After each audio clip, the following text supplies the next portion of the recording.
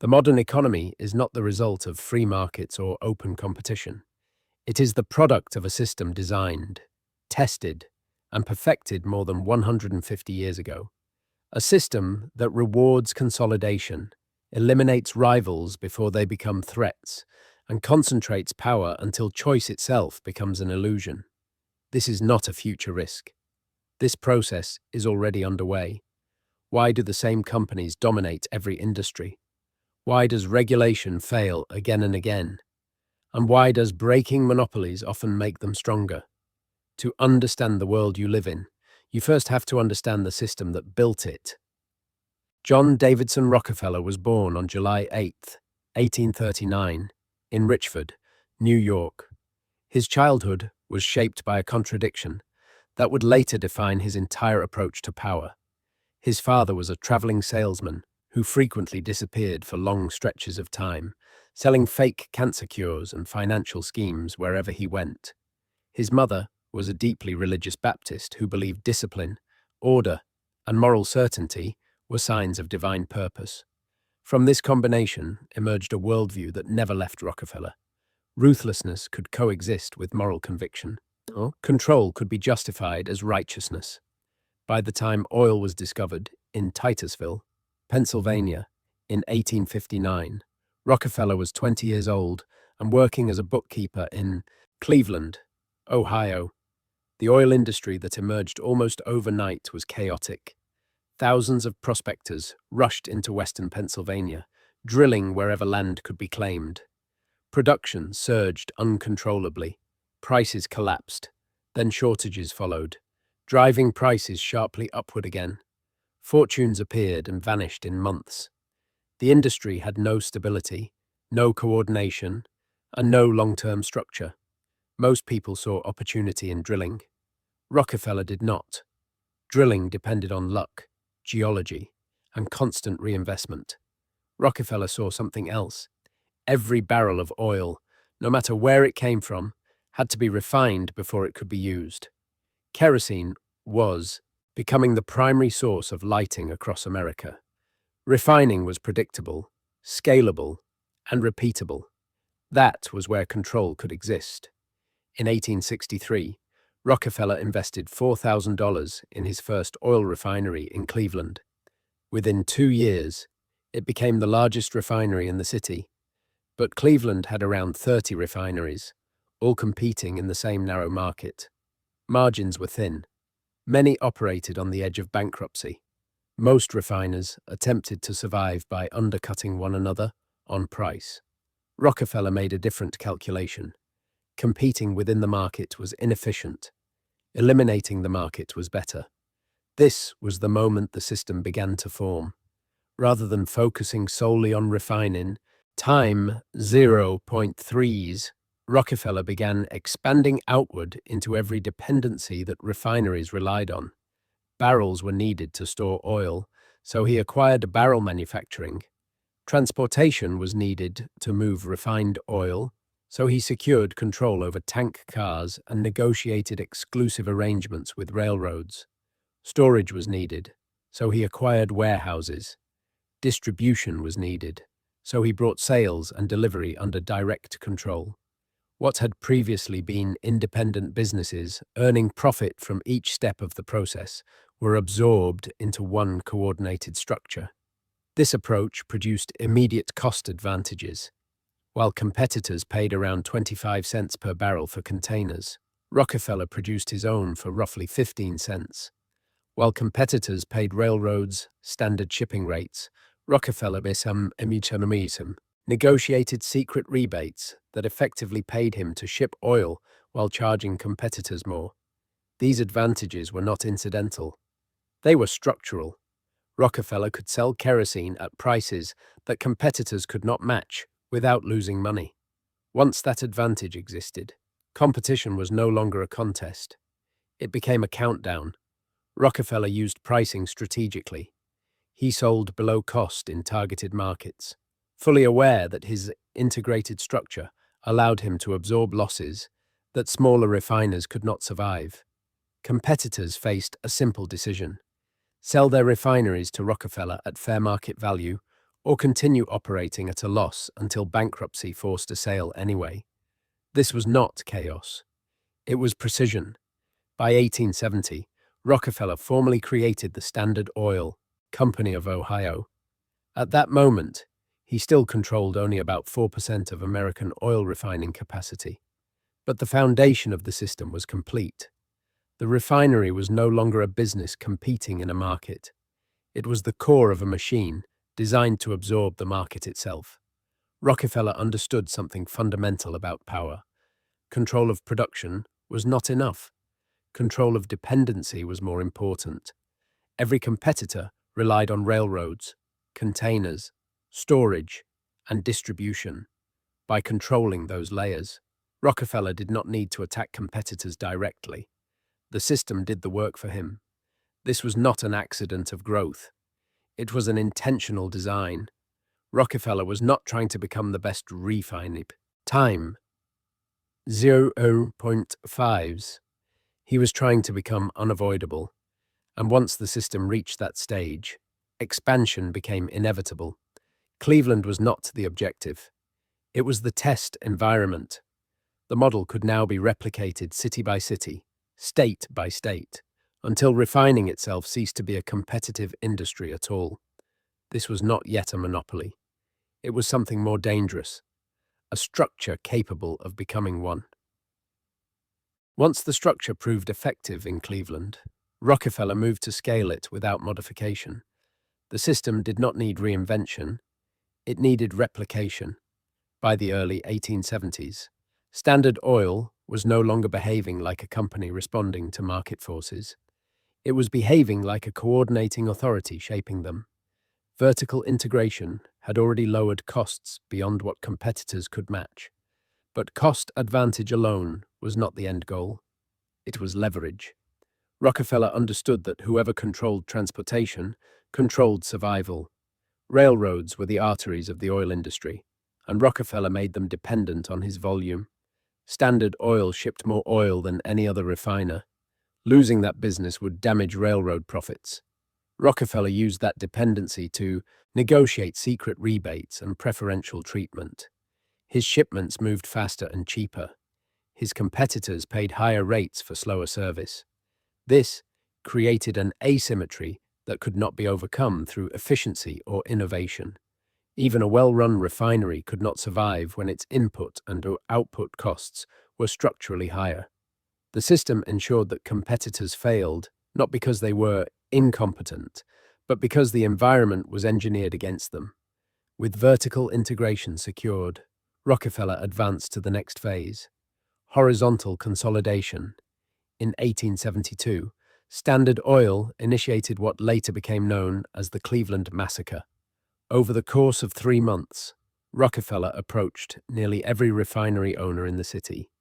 The offer was simple: sell to Standard Oil at fair market value and receive stock in the growing enterprise, often with continued employment as a manager, or refuse and face immediate price warfare. Those who refused saw kerosene prices collapse below production cost. Losses accumulated rapidly. Banks tightened credit. Railroads raised shipping rates. Inventory became unsellable. Refiners who had operated for years were pushed to insolvency in weeks. Faced with liquidation, most accepted Rockefeller's offer. A few resisted. None survived independently. By the end of that period, Standard Oil controlled 25 of Cleveland's 26 refineries. In 3 months, Rockefeller's share of American refining capacity jumped from 4% to 25%. This was not organic growth. It was absorption. The Cleveland Massacre was not an anomaly. It was a prototype. The same approach was applied across New York, Philadelphia, Pittsburgh, Baltimore, and beyond.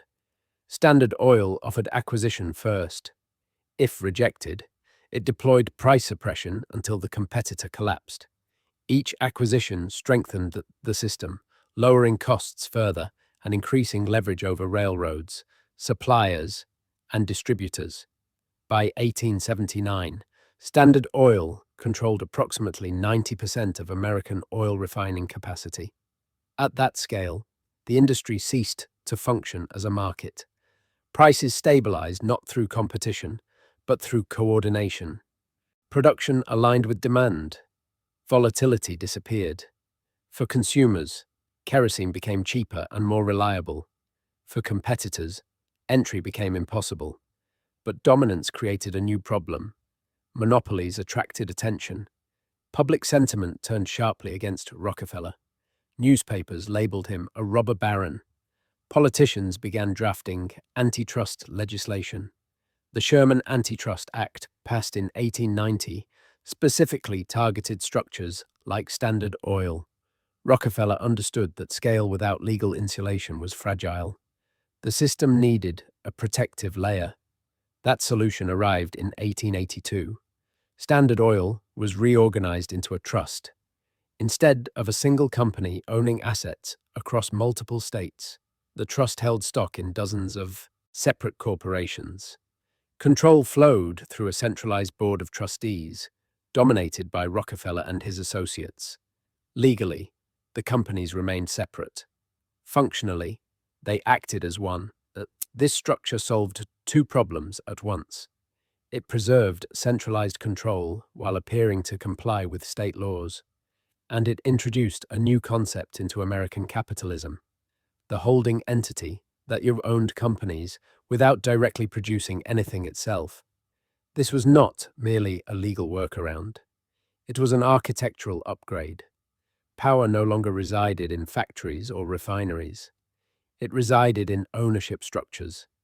Decision-making moved upward, away from operations and into governance. The trust model spread rapidly. Sugar, tobacco, steel, and railroads adopted similar arrangements. The modern corporation was born not from innovation, but from consolidation under pressure. Rockefeller had now completed the core system. Vertical integration eliminated dependency. Horizontal consolidation eliminated rivals. Legal structure insulated control. The system could now survive political attack, public outrage, and even forced dismantlement. And that is exactly what would be tested next. By the turn of the 20th century, Standard Oil had become too large to ignore. Its scale was unprecedented, its influence unmistakable. While prices for consumers remained low and supply stable, the political and social cost of monopoly power became impossible to contain. Public pressure intensified. Reformers demanded action. Journalists began documenting the mechanics behind Rockefeller's dominance in detail. In 1906, investigative journalist Ida Tarbell published The History of the Standard Oil Company. It was not speculation, it was documentation. Tarbell exposed secret railroad rebates, predatory pricing, forced acquisitions, and the deliberate destruction of competitors. The narrative that Standard Oil was merely efficient collapse. Time 0.5s. The company was now understood as systematic, intentional, and ruthless. 4 years earlier, in 1890, Congress had passed the Sherman Antitrust Act, declaring monopolies illegal under federal law. For years, enforcement had been weak. That changed as public outrage grew. Standard Oil became the primary target. The system Rockefeller built was about to collide with the legal system, meant to stop it. In 1911, the United States Supreme Court ruled that Standard Oil was an illegal monopoly and ordered it broken up into 34 separate companies. On paper, this was the end of Rockefeller's empire. The largest monopoly in American history was dismantled by force. The system, it appeared, had been defeated. It had not. Rockefeller did not lose control. He lost form. When Standard Oil was divided, Rockefeller retained ownership stakes in every successor company. Standard Oil of New Jersey became Exxon. Standard Oil of New York became Mobil. Standard Oil of California became Chevron. Standard Oil of Indiana became Amoco. Standard Oil of Ohio later became part of BP. The pieces appeared separate, but ownership remained concentrated. The breakup triggered an outcome regulators did not anticipate. Competition between the newly independent companies increased efficiency and innovation. Each entity optimized operations, expanded geographically, and improved profitability. As a result, the combined value of the 34 companies exceeded the value of the original monopoly before the breakup. Standard Oil stock traded at approximately $600 per share. Afterward, the combined value of the successor companies exceeded $2,000 per share. Rockefeller's wealth did not decline. It multiplied. At its peak in 1913, Rockefeller's fortune reached an estimated $400 billion when adjusted for inflation. He became the richest individual in modern history, surpassing every contemporary benchmark. The antitrust action intended to dismantle monopoly power had instead accelerated its financial concentration. The lesson was subtle but profound. Breaking a monopoly into dominant regional players does not eliminate monopoly behavior. It reorganizes it. Control shifts from a single entity to an oligopoly that coordinates through scale, barriers to entry, and mutual dependence. Over the following decades, many of the successor companies quietly merged back together. Exxon and Mobil reunited in 1999. Chevron absorbed multiple former Standard Oil entities. BP acquired Amoco. The structure broken apart in 1911 slowly reassembled under new names. This was not a failure of enforcement. It was a failure of understanding. Regulators focused on form rather than function. They dismantled the company, but preserved the system. Standard Oil ceased to exist. The Rockefeller method did not. The system had now proven its most important feature. It could survive attack. It could absorb regulation. And it could emerge stronger after apparent defeat. This realization marked a transition. Rockefeller's legacy was no longer confined to oil. The system was portable. Its components could be applied to any industry where scale, regulation, and dependency existed. And that is exactly what happened. Once the Standard Oil structure proved that monopoly power could survive legal destruction, its logic spread beyond energy. The system detached itself from oil and became a general framework for corporate control. What Rockefeller built was no longer a company strategy. It was a template. In the late 20th and early 21st centuries, the same architecture reappeared in industries that did not exist in Rockefeller's lifetime. Amazon followed the vertical integration model with near precision. It began as an online bookstore, then absorbed warehousing, logistics, delivery fleets, payment processing, and cloud infrastructure. Each layer reduced dependency. Each layer increased leverage. Amazon Web Services alone generated roughly $90 billion in annual revenue. Time 0.3s, no more than Amazon's retail operations. Like Standard Oil, the most powerful segment was not the visible product, but the infrastructure beneath it. Horizontal consolidation followed the same pattern. Amazon acquired competitors directly when possible. Whole Foods, Zappos, Twitch, Ring, MGM Studios. When acquisition was not possible, it used internal data to replicate competing products and undercut them on price. Third-party sellers supplied Amazon with sales data. Amazon used that data to identify successful products, produce Amazon-branded alternatives, and promote them above the originals. This was not innovation. It was systemic replication of Rockefeller's price war, updated for digital market. Time 0.5s. Google adopted the trust structure. Alphabet became the holding entity. Google Search, YouTube, Waymo, DeepMind, Verily, and dozens of other subsidiaries operated under a single parent. Liability was isolated. Tax optimization became easier. Regulatory intervention became fragmented. Each subsidiary could be examined independently, while control remained centralized. This was the Standard Oil Trust in modern form. Market dominance followed. Google reached over 92% of global search market share, exceeding even Standard Oil's peak control of refining. But because the service was free, regulators hesitated. Payment shifted from money to data. Rockefeller had charged consumers directly. Google extracted value invisibly. The pharmaceutical industry applied Rockefeller's regulatory strategy.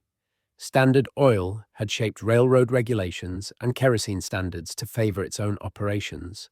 Modern pharmaceutical companies fund regulatory agencies through user fees, lobby for patent extensions, and influence approval frameworks. Control the regulator, and the market follows. Banks adopted the holding company structure. J.P. Morgan Chase, Bank of America, Citigroup, and Wells Fargo all operate as parent entities owning dozens of subsidiaries.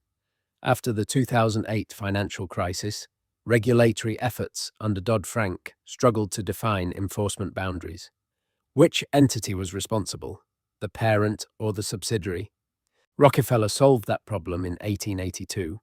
Finance copied it a century later. Across industries, the same components reappeared.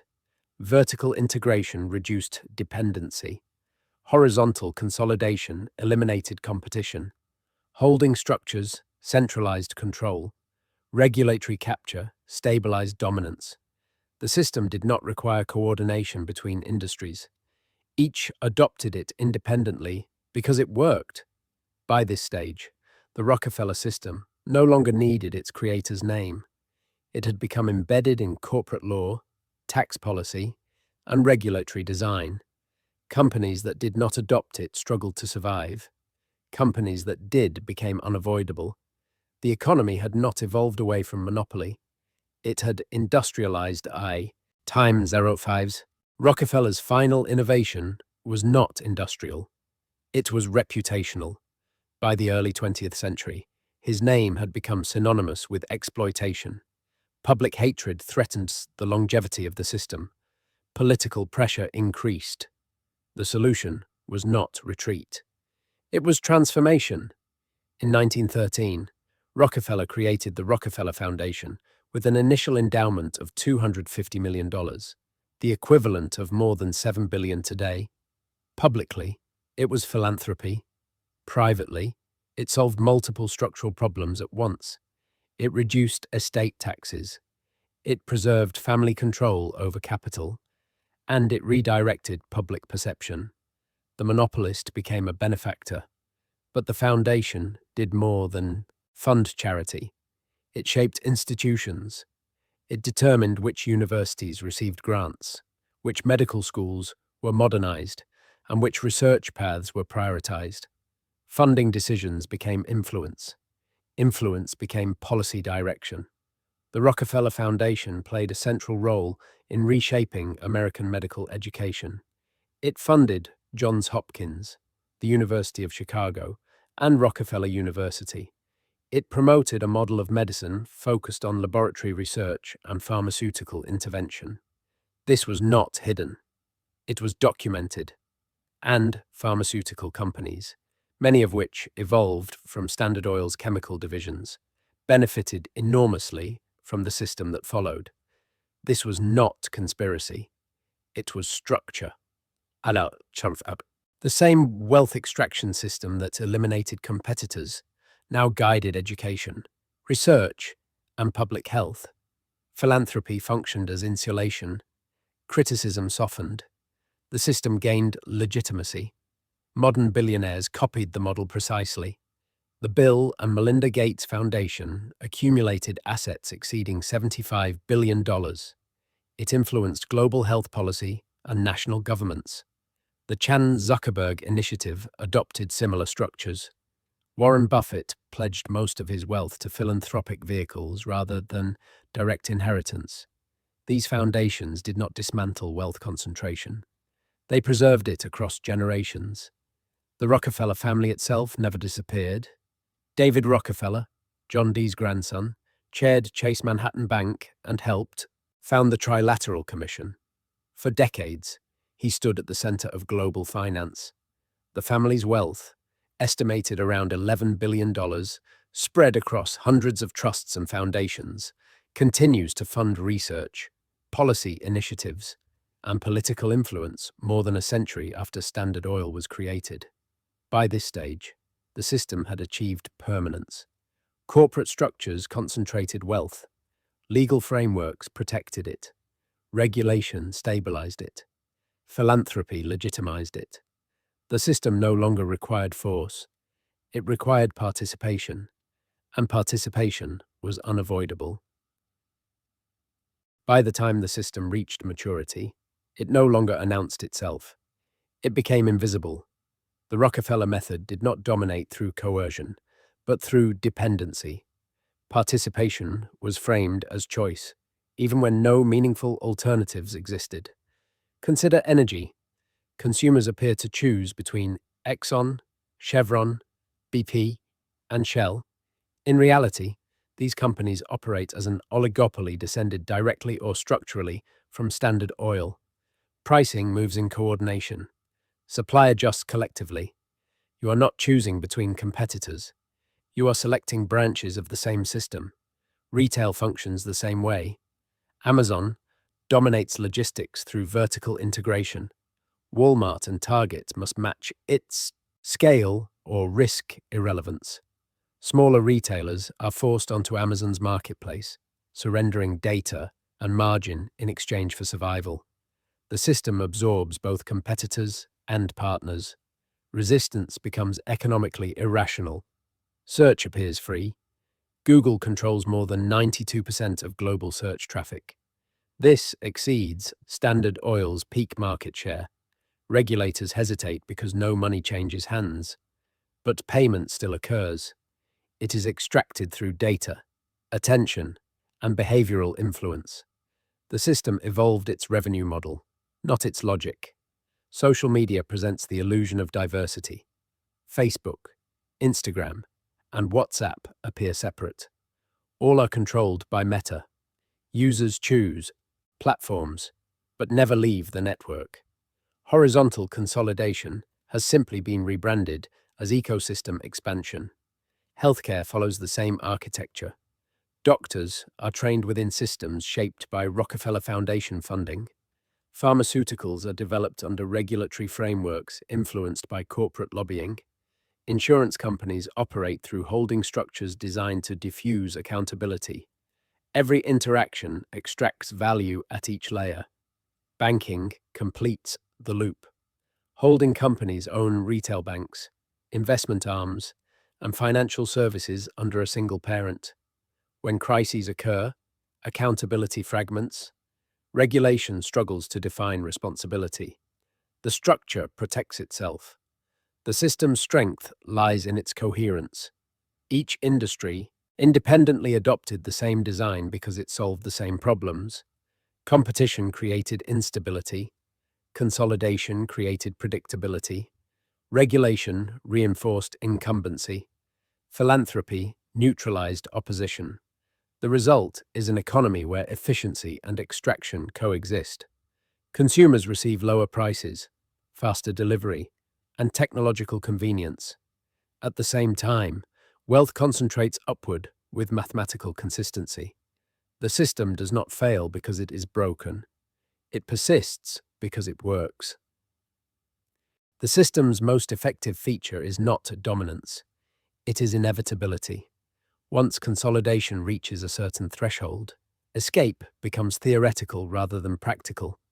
Every attempt to opt out pushes individuals back into the same structures through cost, convenience, or necessity. The average American spends thousands of dollars each year on gasoline, refined by companies descended from or modeled after Standard Oil. Thousands more flow through Amazon's logistics network. Healthcare costs rise through pharmaceutical pricing, insurance layers, and administrative structures shaped by the same corporate logic. Internet access, cloud services, financial transactions, and digital communication all pass through consolidated platforms. Each payment appears isolated. Together, they form a continuous stream of wealth extraction. Over a lifetime, this transfer amounts to hundreds of thousands of dollars redirected away from competitive markets and toward a small group of dominant corporations. Not because consumers are irrational, but because alternatives have been structurally eliminated. The system does not require loyalty. It requires dependence. This is Rockefeller's ultimate achievement. He did not build a company that dominated oil. He built a system that converts necessity into revenue and choice into illusion. Every path leads back to consolidation. Every industry trends toward 3 to 5 dominant players.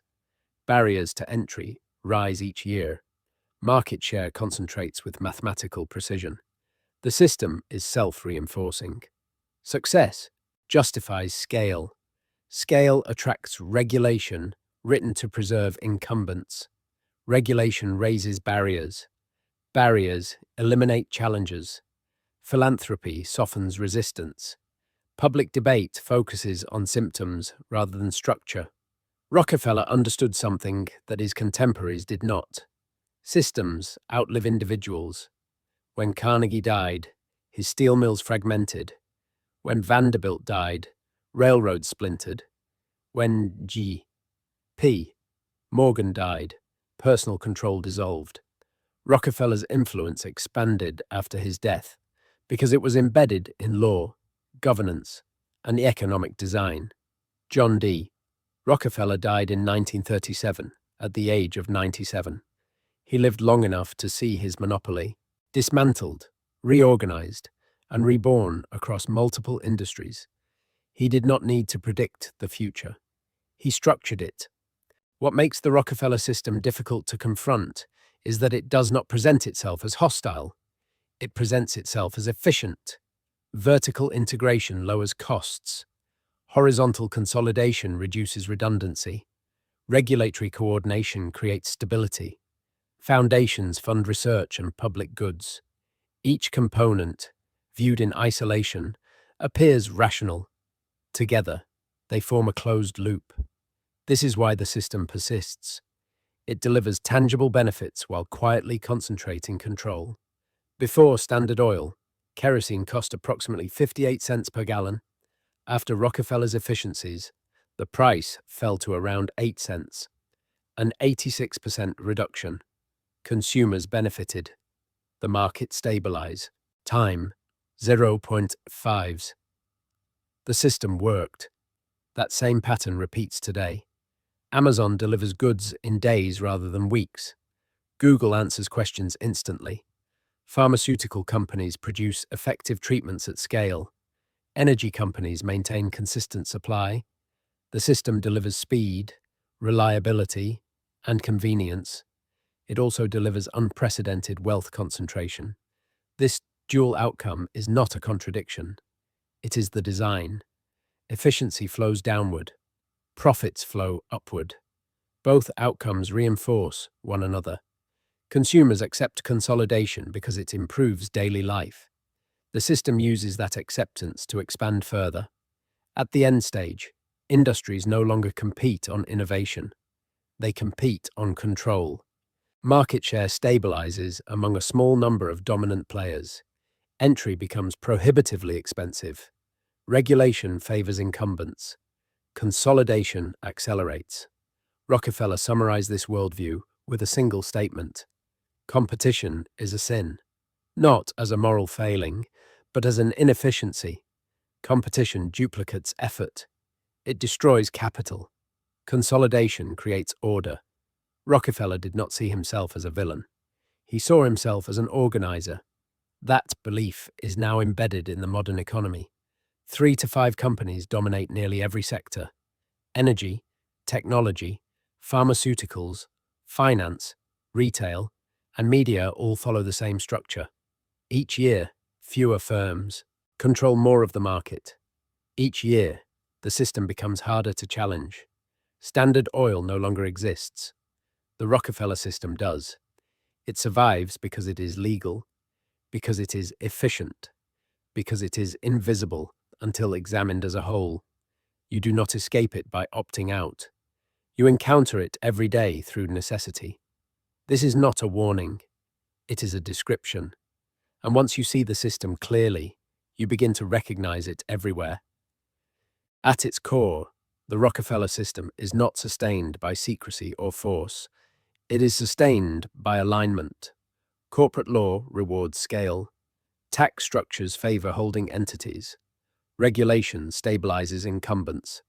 Philanthropy reframes power as responsibility. Each layer reinforces the next. No single actor needs to coordinate it. The system maintains itself. This is why efforts to dismantle it consistently fall short. Antitrust actions target companies, not structures. Fines are absorbed as operating costs. Breakups reorganize ownership without redistributing control. Public outrage fades as convenience returns. The system adapts, consolidates, and continues.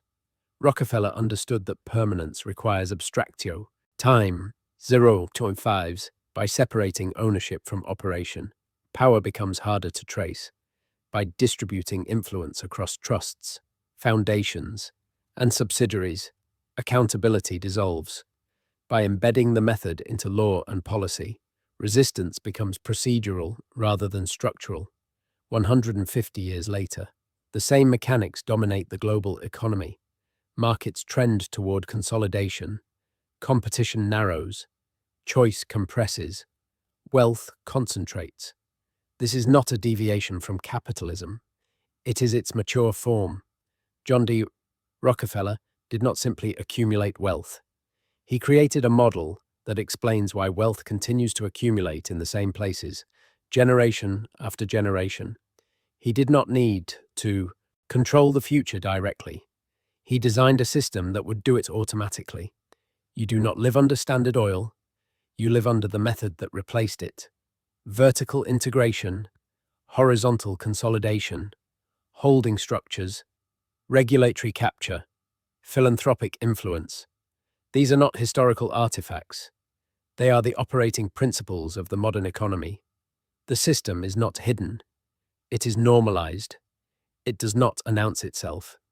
It surrounds you, and it functions exactly as intended. Once you understand that, the question is no longer whether the system exists. The question is whether any system designed this way ever willingly dismantles itself.